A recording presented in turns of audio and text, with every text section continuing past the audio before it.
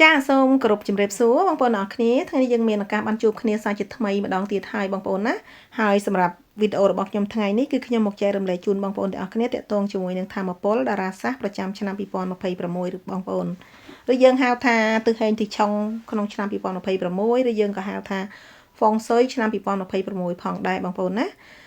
អាស្រ័យទៅលើការហៅរបស់បងប្អូនតាមពិតតាក់ទងជាមួយនឹងហ្វុងស៊ុយឆ្នាំ2026នេះចំពោះបងប្អូនដែលតាមដានវិជាប៉ាជឺតាមដានវិជាហុងស៊ុយបងប្អូនបានដឹងច្រើនហើយ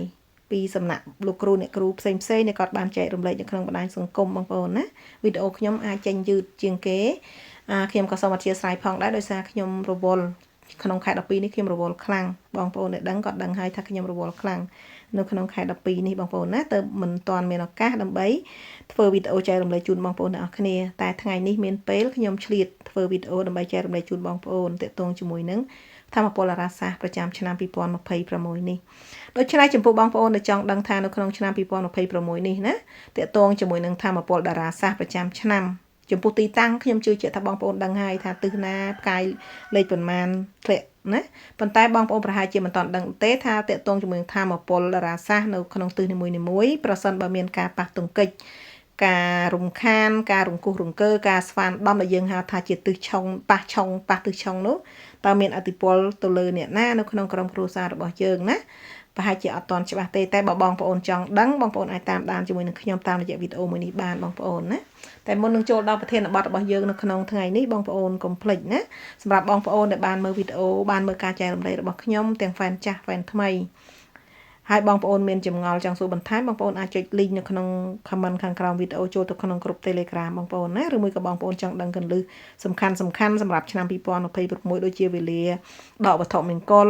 វេលាតាំង sticker កាត់ឆុងណានៅក្នុងឆ្នាំ2026តើមានពេលណាខ្លះបងប្អូនចូលទៅមើលនៅក្នុងក្រុមបានពីព្រោះខ្ញុំបានផុសចែករំលែករួចហើយនៅក្នុងក្រុម Telegram របស់ខ្ញុំ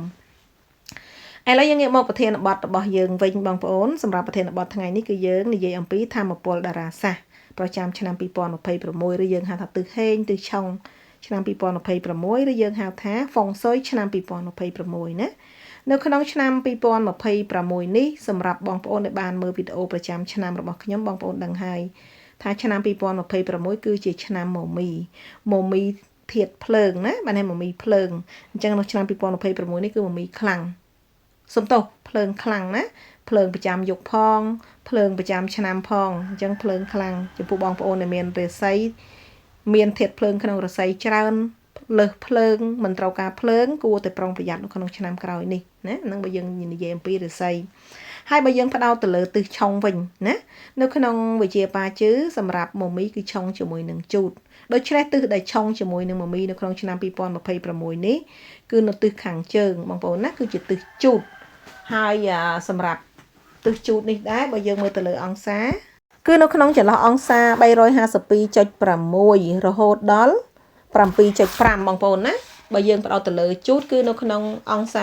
52.6រហូតដល់7.5នេះគឺជាទិសជូតប៉ុន្តែនៅក្នុងឆ្នាំ2026នេះជាឆ្នាំមមីអញ្ចឹងទិសដែលឆុងមិនមែនតែទិសជូតមួយទេបងប្អូនបើយើងមើលទៅលើទិសឆុង3ត្រួតប្រចាំឆ្នាំឬយើងហៅថាស្រីខីលីងប្រចាំឆ្នាំឬមួយក៏បងប្អូនខ្លះគាត់ហៅថាអសុរកាយប្រចាំឆ្នាំណាអញ្ចឹងគឺចាប់តាំងពីអង្សា322.6រហូតដល់37.5បងប្អូនបានន័យថានៅក្នុងឆ្នាំ2026នេះទិសឆុង3ត្រួតហើយនឹងទិសឆុងប្រចាំឆ្នាំគឺនៅផ្នែកខាងជើងឈៀងខាងលិចរហូតដល់ខាងជើងឈៀងខាងកើតចាប់ផ្ដើមពីទិសកុលរហូតដល់ទិសឆ្លូវបងប្អូនដូច្នេះសម្រាប់បងប្អូនដែលមានផ្ទះ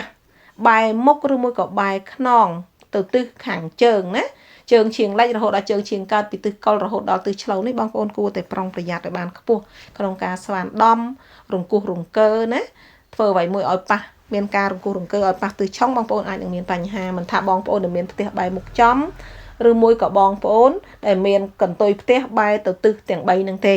ណាខ្ញុំសូមបញ្ជាក់ប៉ុន្តែបើក្នុងករណីដែលបងប្អូនចាំបាច់ត្រូវតែធ្វើឧទាហរណ៍ថាចង់ធ្វើផ្ទះសាងសង់ផ្ទះបងប្អូនត្រូវតែធ្វើក្នុងឆ្នាំហ្នឹង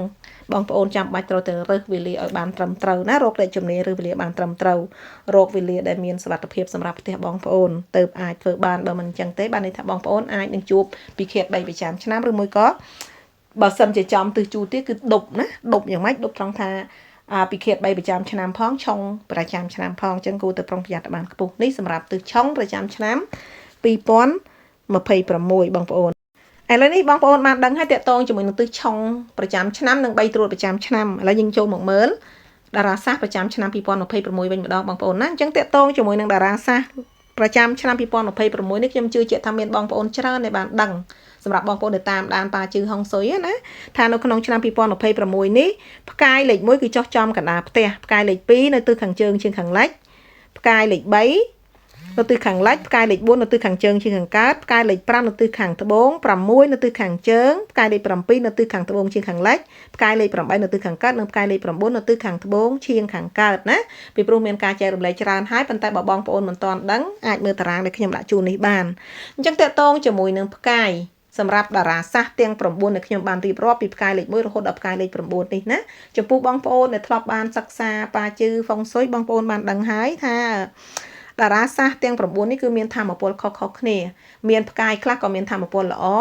ផ្កាយខ្លះក៏មានធម៌ពលមធ្យមនិងផ្កាយខ្លះក៏មានធម៌ពលមិនល្អផងដែរបងប្អូនណាហើយផ្កាយដែលមានធម៌ពលល្អគឺមានផ្កាយលេខ6លេខ1លេខ8និងលេខ9គឺយើងចាត់ទុកថាផ្កាយដែលមានធម៌ពលល្អចំណែកផ្កាយដែលមានធម៌ពលមធ្យមគឺមានផ្កាយលេខ4លេខ3និងលេខ7ប្រសិនបើយើងមិនប៉ះពាល់មិនប៉ះទង្គិចអត់មានផលប៉ះពាល់ដល់យើងទេតែសម្រាប់ផ្កាយដែលមានធម៌ពលមិនល្អគឺមានផ្កាយលេខ2និងផ្កាយលេខ5បងប្អូនណានេះខ្ញុំសូមបញ្ជាក់ទាក់ទងជាមួយអតិពលនៃផ្កាយដូច្នេះនៅក្នុងឆ្នាំ2026នេះ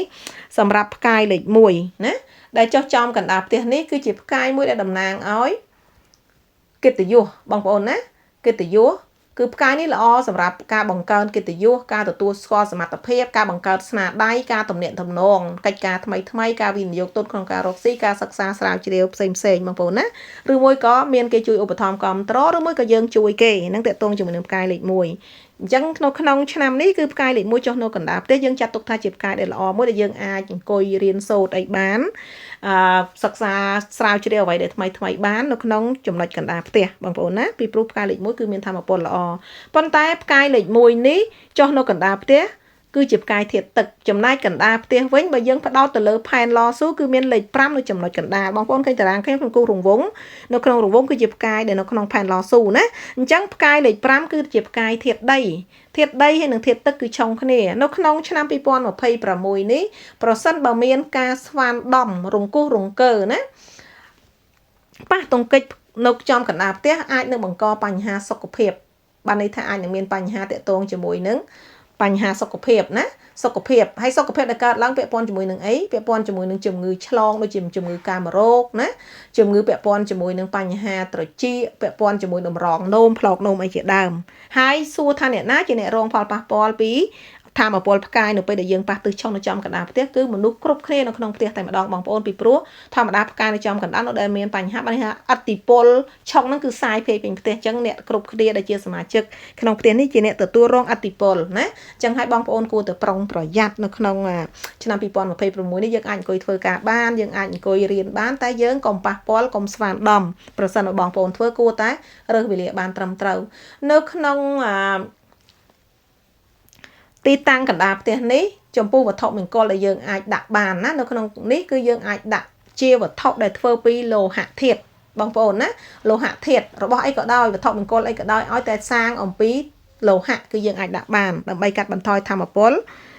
ការប៉ះទង្គិចរវាងផ្កាយលេខ5និងលេខ1ហើយបង្កើនធម៌ពលផ្កាយលេខ1ឲ្យកាន់តែខ្លាំងបងប្អូនណានឹងខ្ញុំសូមបញ្ជាក់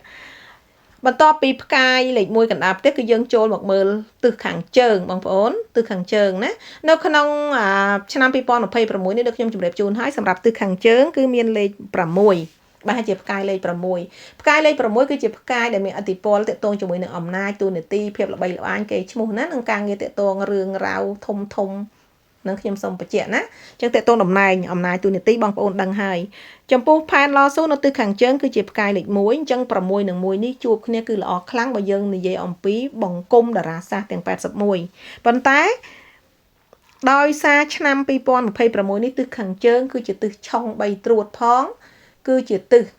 ឆុងប្រចាំឆ្នាំផងដូច្នេះនៅក្នុងឆ្នាំ2026នេះយើងអត់អាចយកវត្ថុមង្គលអីទៅដាក់តាំងជំរុញដើម្បីទាញធម្មពលផ្កាយលេខ1និងលេខ6នេះយកមកប្រើប្រាស់បានទេបងប្អូនពីព្រោះទិសនេះហាមណាហាមដាក់របស់ដែលនាំឲ្យមានបញ្ហាបានន័យថានាំឲ្យមានបញ្ហាគឺយើងអាចដាក់បានទេបើសិនជាយើងយករបស់វត្ថុមង្គលទៅ activate នៅទិសខាងជើងហ្នឹងដូច activate កម្លាំងធម្មពលឆុងប្រចាំឆ្នាំឆុងបៃត្រួតនឹងអញ្ចឹងហើយអាចនឹងរឿងរ៉ាវកើតឡើងណាតកតងជាមួយនឹងបញ្ហាដែលកើតឡើងសម្រាប់ទិសខាងជើងនេះប្រសិនបើយើងមានការប៉ះពាល់ប៉ះទង្គិចអ្នកដែលទទួលរងមុនគេគឺមនុស្សដែលមានបានន័យថាសមាជិកគ្រួសារដែលមានផ្កាយជីវិតលេខ1ណាផ្កាយជីវិតលេខ1ឬមួយក៏មនុស្សប្រុសវ័យកណ្ដាលនៅក្នុងផ្ទះបានន័យថាអ្នកមនុស្សប្រុសនៅក្នុងវ័យកណ្ដាលនៅក្នុងផ្ទះហើយនឹងអ្នកដែលមានជូតនឹងមានសំទោសអ្នកដែលមានជូតនៅក្នុងទូរស័យអញ្ចឹងសរុបមកអ្នកដែលរងផលប៉ះពាល់អំពីធម្មពលទិសឆុង3ត្រួតប្រចាំឆ្នាំនេះគឺអ្នកដែលមានផ្កាយជីវិតលេខ1ណាអ្នកដែលមានជូតនៅក្នុងទូរស័យហើយមនុស្សប្រុសវ័យកណ្ដាលនៅក្នុងផ្ទះបងប្អូនណាអញ្ចឹងបងប្អូនគួរតែប្រុងប្រយ័ត្នប្រសិនបើមានការប៉ះទង្គិចអាចនឹងមានផលប៉ះពាល់ដល់ពួកគាត់ហើយប្រសិនបើបងប្អូនមានសមាជិកក្រុមគ្រួសារដែលមានផ្កាយលេខ1ជាមនុស្សប្រុសវ័យកណ្ដាលឬមួយក៏អ្នកដែលមានជូតនៅក្នុងទូរស័យណាប្រយ័ត្នប្រយែងអ្នកដែលមានផ្ទះបែរទៅកន្ទុយផ្ទះក្តីមុខផ្ទះក្តីណាកុំឲ្យមានផលប៉ះពាល់សម្រាប់ទិសខាងជើងនេះពាក់ព័ន្ធជាមួយនឹងការដែលយើងដាក់វត្ថុហាមដាក់វត្ថុដែលមានចលនាដូចខ្ញុំជម្រាបជូនអញ្ចឹងណាហាមដាក់វត្ថុដែលមានចលនាដែលមានសម្លេងខ្លាំងណាហាមដាច់ខាតហើយវត្ថុដែលយើងអាចដាក់បានគឺប្រភេទឃ្លោកបងប្អូនឃ្លោកណាឃ្លោកហ្នឹងកាន់មាត់ផងយើងកុំដាក់ទាំងបិទមាត់គឺអត់អាចធ្វើអីកើតទេដាក់ឃ្លោកហើយនឹងក្រឡអំបិលយើងហៅថាកែវអំបិលដើម្បីកាត់បន្ថយធម្មពលឆុង3ត្រួតនិងឆុងប្រចាំឆ្នាំបងប្អូនណាហើយតាក់ទងជាមួយនឹងទីតាំងនេះក៏យើងមិនគួរអង្គុយធ្វើការច្រើនដែរបងប្អូនគឺមិនល្អទេអញ្ចឹងទិសខាងជើងបងប្អូនណាខាងជើងអញ្ចឹងបើនិយាយពីទិសនេះមិនមែនខាងជើងទេដូចខ្ញុំជម្រាបជូនអញ្ចឹងចាប់តាំងពីទិសកុលរហូតដល់ទិសឆ្លូវគួរតែជៀសវាងទី1អង្គុយធ្វើការច្រើនទី2ប៉ះពាល់ហាមស្វានដំឬមួយក៏ដាក់វត្ថុជំរុញលាបអីផ្សេងអាចនឹងមានបញ្ហាណាពីអង្សានិយាយទៅចាប់ពីអង្សា322.6រហូតដល់37.5ហ្នឹងបងប្អូនគួរតែប្រុងប្រយ័ត្នបន្ទាប់ពីទិសខាងជើងហើយយើងចូលមកមើលទិសខាងជើងឈៀងខាងកើតបងប្អូនណាខាងជើងឈៀងខាងកើតបើយើងនិយាយអំពីខាងជើងឈៀងខាងកើតនេះគឺយើងនៅក្នុងក្បួនគឺចាប់តាំងពីទិសឆ្លូវប៉ុន្តែដោយសារទិសឆ្លូវគឺចូល3ត្រួតប្រចាំឆ្នាំហើយអញ្ចឹងយើងអត់អាចប្រើប្រាស់ទិសឆ្លូវបានទេណាសម្រាប់ទិសជើងឈៀងកើតនេះគឺមានផ្កាយលេខ4ចុះប្រចាំឆ្នាំបងប្អូនផ្កាយលេខ4ណាអញ្ចឹងផ្កាយលេខ4តំណាងឲ្យអីគេបងប្អូនតំណាងឲ្យសតិបញ្ញាតំណាងឲ្យចំណេះដឹងតំណាងឲ្យស្មារតីការសិក្សាស្រាវជ្រាវវិជ្ជាប្រយោជន៍ភាពទំនាក់ទំនងប្តីប្រពន្ធណាមិនថាស្នេហានិយាយទៅយើងនិយាយពីផ្កាយលេខ4គឺតំណាងឲ្យផ្កាយស្នេហ៍ដូច្នេះនៅក្នុងទិសខាងជើងឈៀងខាងកើតនេះបងប្អូនអាចធ្វើការ activate បានន័យថាអាចដាក់វត្ថុមង្គលដើម្បីជំរុញលាភបានប៉ុន្តែបងប្អូនត្រូវវាស់ទិសឲ្យបានត្រឹមត្រូវណាបងប្អូនអាចចាប់ផ្ដើមវាស់ទិសពីឲ្យធ្វើយ៉ាងណាឲ្យផុតពីទិសឆ្លូវបានន័យថាពី37.6រហូតដល់67.5បងប្អូនណាអញ្ចឹងបានន័យថា37.6នេះគឺយើងផុតទិសឆ្លូវហើយអញ្ចឹងតកតងជាមួយនឹងបងប្អូនដែលអាចសំទោសបងប្អូនដែលចង់ជំរុញទិសនេះ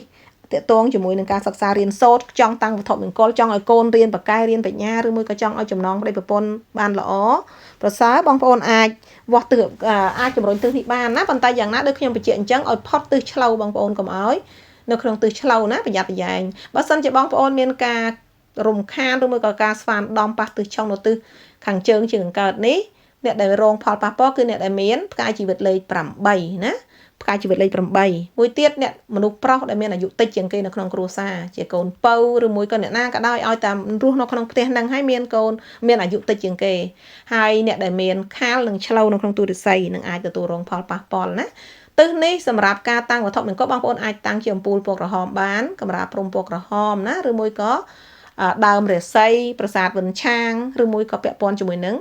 សម្ភារៈអគ្គិសនីណាអគ្គិសនីដែលអាចនឹងមានចលនាជំរុញប៉ុន្តែបងប្អូនប្រុងប្រយ័ត្នវាស់ទិសខុសចូលទិសឆ្លូវនឹងនាំបញ្ហាដល់បងប្អូននឹងសម្រាប់ទិសខាងជើងជាងខាងកើតបន្ទាប់ពីទិសខាងជើងជាងខាងកើតនោះគឺយើងចូលមកដល់ទិសខាងកើតបងប្អូនសម្រាប់ទិសខាងកើតឆ្នាំនេះបងប្អូនបានដឹងស្រាប់ហើយណាគឺជាទិសដែលមានតារាសាស្ត្រលេខ8ចចូលអញ្ចឹងលេខ8គឺជាតារាសាស្ត្រដែលតំណាងឲ្យអីគេបងប្អូនសុខភាពណាទ្រព្យធនភាពរីកចម្រើនភាពល្បីល្បាញភាពជោគជ័យនឹងបើយើងនិយាយថាទ្រព្យសម្បត្តិណាពាក់ព័ន្ធជាមួយលេខ8គឺជាផ្កាយមួយដែលល្អតាក់ទងជាមួយនឹងទ្រព្យសម្បត្តិទិសខាងកើតបើយើងមើលទៅលើផែនឡស៊ូគឺមានផ្កាយលេខ3អញ្ចឹងបើយើងមើលទៅលើបង្គំតារាសាស្ត្រ81 3និង8នេះក៏ជាផ្កាយដែលបង្គំគ្នាបង្កើតជាធាតុឈើដែរបងប្អូនយើងឃើញថាល្អខ្លាំងនៅក្នុងឆ្នាំក្រោយនេះណាអញ្ចឹងសម្រាប់ទិសខាងកើតគឺអង្សាចន្លោះពីណាបងប្អូនពី67.6ដល់112.5ហ្នឹងគឺទិសខាងកើតអញ្ចឹងនៅក្នុងទិសនេះ បងប្អូនអាចធ្វើការជំរុញលាបណាជំរុញលាបបានន័យថាអាចដាក់តាំងវត្ថុមង្គលដូចជាគោមអំបិលដូចជាគ្រឿងអគ្គិសនីដូចជាដើមកតុនលាបអីផ្សេងណាគឺយើងអាចដាក់តាំងបានឬមួយក៏ដាក់ផ្កាដាក់ពណ៌ស្រស់អីពណ៌ក្រហមនៅទិសនេះនឹងបាននិយាយរួមទិសនេះគឺជាទិសល្អដែលយើងអាចធ្វើការជំរុញលាបបានហើយអ្នកដែលទទួលបានផលលឿនហ្នឹងគឺអ្នកដែលមានផ្កាយជីវិតលេខ3មនុស្សប្រុសដែលមានអាយុច្រើននៅក្នុងគ្រួសារណានឹងបើយើងមើលទៅលើដួងសំទោសមើលអតិពលផ្កាយហើយអ្នកដែលមានថោះមាននៅក្នុងតារាងរាសីក៏ល្អបានលឿនដែរនៅក្នុងឆ្នាំក្រោយនេះណាបងប្អូនអញ្ចឹងពាក់ព័ន្ធជាមួយនឹងទិសខាងកើតនេះគឺជាទិសហេងមួយនៅក្នុងឆ្នាំ2026បងប្អូនអញ្ចឹងបងប្អូនអាច activate បានប៉ុន្តែខ្ញុំសូមបញ្ជាក់ណាតើតើតងជាមួយនឹងការដាក់វត្ថុមង្គលតកតងជាមួយនឹងការតាំងរបស់ជំរុញលាបផ្សេងបងប្អូនត្រូវតែរើសវេលាឲ្យបានត្រឹមត្រូវណាទិសហេងមែនប៉ុន្តែបើសិនជាផ្កាយល្អទិសហេងតែផ្ទះបងប្អូនឆុងរើសវេលាចំថ្ងៃឆុងជាមួយនឹងផ្ទះឬក៏មួយក៏ថ្ងៃឆុងជាមួយរាសីរបស់បងប្អូនក៏អត់ទទួលបានផលដែរកុំខ្ញុំបញ្ជាក់នេះកុំឲ្យបងប្អូនបន្ទោសថាអ្នកគ្រូថាទិសនឹងល្អហេងអាចដាក់នេះដាក់នោះបានហេតុអីដាក់ឲ្យអត់បានទៅជាមានបញ្ហាមកពីយើងរើសចំវេលាដែលមានតារាសាស្ត្រមិនល្អឬមួយក៏វេលាដែលឆុងណាដែលមិនអាចប្រើមិនអាច activate បានឬមួយក៏ឆុងជាមួយរាសីហើយឆុងជាមួយផ្ទះទៀតហ្នឹងខ្ញុំសូមបញ្ជាក់ណាអញ្ចឹងបងប្អូនត្រូវតែរើសវេលាបានត្រឹមត្រូវឥឡូវនេះបន្ទាប់ពីទិសខាងកើតគឺយើងចូលមកដល់ទិសខាងត្បូងឈៀងខាងកើតបងប្អូនណាអញ្ចឹងខាងត្បូងឈៀងខាងកើតនេះគឺនៅក្នុងចន្លោះអង្សាពី112.6ដល់157.5នៅក្នុងទិសខាងត្បូងឈៀងខាងកើតឆ្នាំនេះគឺមានផ្កាយលេខ9ដែលចូលមកណាបានន័យថាផ្កាយលេខ9ប្រចាំឆ្នាំមានផ្កាយលេខ4ប្រចាំ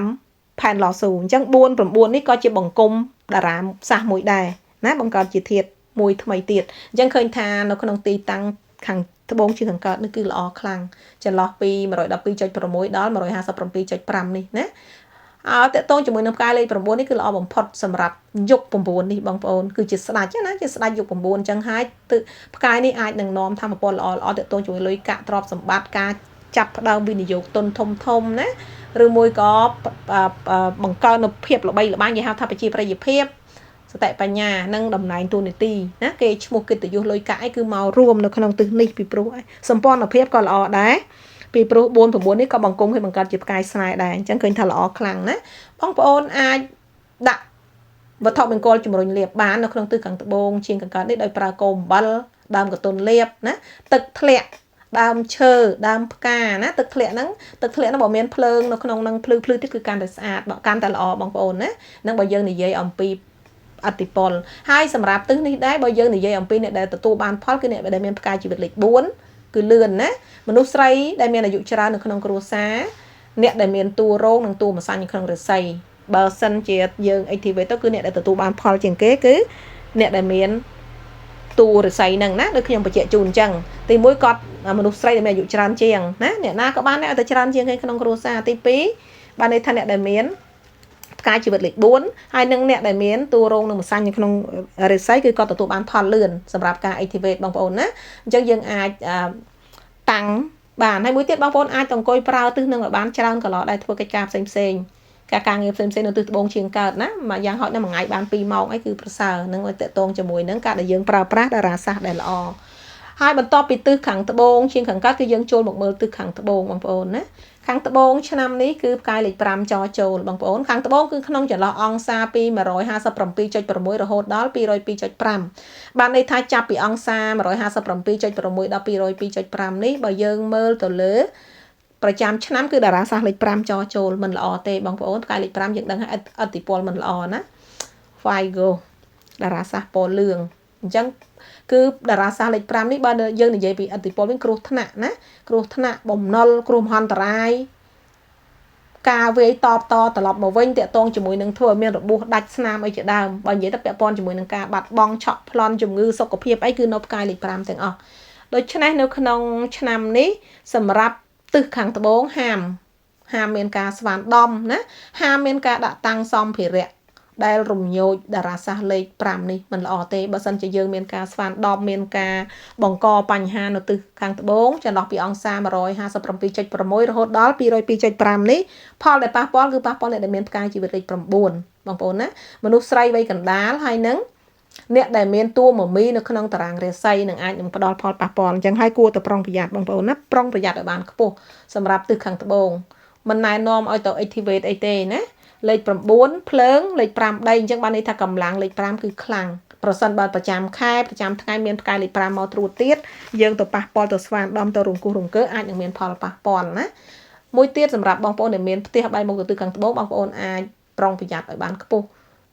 កន្ទុយផ្ទះនិងមុខផ្ទះគឺប្រយ័ត្នដូចគ្នាតាក់ទងជាមួយនឹងទិសនេះយើងក៏មិនគួរអង្គុយធ្វើកិច្ចការអីបែរខ្នងទៅទិសខាងត្បូងទេពីបងប្អូនពីព្រោះខាងត្បូងនេះគឺជាស្លាច់សัตว์ណាអញ្ចឹងយើងមិនគួរបែរខ្នងទៅរកទិសត្បូងទេហើយក៏កុំអង្គុយទិសនឹងច្រើនពេកអត់ល្អទេហើយវត្ថុដែលអាចដាក់បានគឺយើងដាក់វត្ថុធាតុពាក់ព័ន្ធជាមួយនឹងឃ្លោកណាក្នុងផ្ទះដាក់ឃ្លោកដាក់លោហៈ6គ្រាប់បងប្អូនណាបើនិយាយលោហៈគឺយើងអត់គិតថា6គ្រាប់ទេកាន់តែធំកាន់តែល្អកាន់តែធ្ងន់កាន់តែល្អហើយចំណែកឯក្រៅផ្ទះយើងអាចប្រើជាកណ្ដឹងខ្យល់បំពង់6ចងព្យួរនៅមុខផ្ទះបងប្អូនណាយើងអាចកាត់បន្ថយធម្មពលផ្កាយលេខ5បានហាមដាច់ខាតកុំប៉ះពាល់កុំស្វានដំកុំជួសជុលបើចាំបាច់ជិះមិនផុតត្រូវតែរើសវេលាបានត្រឹមត្រូវដើម្បីកាត់បន្ថយធម្មពលផ្កាយលេខ5ណាហើយកុំអង្គុយធ្វើការនៅទិសនឹងច្រើនពេកបន្ទាប់ពីទិសខាងត្បូងគឺយើងចូលមកមើលទិសខាងត្បូងឈៀងខាងលិចបងប្អូនណាអញ្ចឹងសម្រាប់ទិសខាងត្បូងឈៀងខាងលិចនៅចន្លោះអង្សាពី200.2ដល់សំទោស202.6ដល់247.5ទិសនេះគឺជាទិសធាតុដីបងប្អូនណាហើយនៅក្នុងខែនេះគឺផ្កាយលេខ7ចចូលដីក៏កើតមាសអញ្ចឹងសម្រាប់លេខ7នៅក្នុងឆ្នាំនេះក៏មានឥទ្ធិពលខ្លាំងដែរបើយើងមើលណាផ្កាយលេខ7នេះបើយើងនិយាយអំពីឥទ្ធិពលផ្កាយលេខ7បាននេះតេតងជាមួយនឹងលុយកាក់បងប្អូនណាប៉ុន្តែប្រឈមការប្រកួតប្រជែងបានន័យថាតំណាងឲ្យភាពប្រកួតប្រជែងឱកាសលុយមានប៉ុន្តែយើងគ្រាន់តែមានការប្រកួតប្រជែងច្រើនផ្កាយលេខ7នេះក៏ពាក់ព័ន្ធជាមួយនឹងការចោរកម្មការខាត់បងណាហើយក៏បង្កឲ្យមានអារម្មណ៍ឯកោបាននេះឯកោឬមួយក៏មិនស្កប់ស្កល់បញ្ហាសុខភាពវិញច្រើនទល់ខ្យល់បញ្ហាយើងស្អល់ពុះទល់ពុះណាអញ្ចឹងនៅក្នុងទិសនេះតកតងជាមួយនឹងទិសនេះយើងមិនគួរទៅស្វានដំរង្គោះរង្គើទេបងប្អូនណាផ្កាយលេខ7បើយើងនិយាយអំពីភាពវិជ្ជមានវិញលេខ7នេះគឺជាផ្កាយតំណាងឲ្យការនិយាយចរចាសម្រាប់បងប្អូនដែលធ្វើការតកតងជាមួយនឹងការនិយាយណានិយាយជាអ្នកធ្វើមេតិកាឬមួយក៏អ្នក live លក់វីដេអូឲ្យល្អសម្រាប់ការហើយមួយទៀតការងារធាតុភ្លើងអ្នកដែលមានមុខរបរធាតុភ្លើងក៏ប្រើទិសនេះបានដែរអង្គុយធ្វើការធម្មតាហើយដែលបានខ្ញុំថាប្រើធាតុភ្លើងបានដោយសារ7ហើយនឹង2នេះគឺជាបង្គំតារាសាស្ត្របង្កើតធាតុភ្លើងអញ្ចឹងល្អសម្រាប់អ្នកដែលមានមុខរបរធាតុភ្លើងណាអាចប្រើប្រាស់ទិសនេះបានតែហាមស្វានដំរង្គោះរង្គើពីព្រោះបើកាលណាមានការប៉ះពាល់លេខ2ក៏តំណាងឲ្យបញ្ហាសុខភាពលេខ7ក៏តំណាងឲ្យចោរកម្មការឆក់ប្លន់អីផ្សេងលួចរបស់ឲ្យផ្សេងអញ្ចឹងអាចនឹងមានបញ្ហាណាបងប្អូនអញ្ចឹងប្រុងប្រយ័ត្នអញ្ចឹងតកតងជាមួយនឹងទិសនេះគឺយើងគួរមិនគួរណាដាក់វត្ថុមានចលនាណាឬមកក៏ស្វានដំជួសជុលអីមិនដោយមិនរើសវេលាបានត្រឹមត្រូវទេវត្ថុដែលអាចដាក់បានគឺមានឃ្លោកណាឃ្លោកឬមួយកន្លអំបិលដើម្បីកាត់បន្ថយធម្មពលអាក្រក់មិនល្អសម្រាប់ផ្កាយនេះបងប្អូនណាកុំភ្លេចណាបងប្អូនអាចអង្គុយធ្វើការបានដូចខ្ញុំជំរាបជូនអញ្ចឹងភាពវិជ្ជមានគឺតំណាងឲ្យការនិយាយតំណាងឲ្យមន្តស្នេហ៍ណាតែគ្រាន់តែយើងកុំប៉ះពាល់ទិសនេះបងប្អូនបន្ទាប់ពីទិសខាងជើងសំទោសត្បូងជើងលិចគឺយើងចូលមកដល់ទិសខាងលិចបងប្អូនទិសខាងលិចនៅក្នុងឆ្នាំនេះគឺ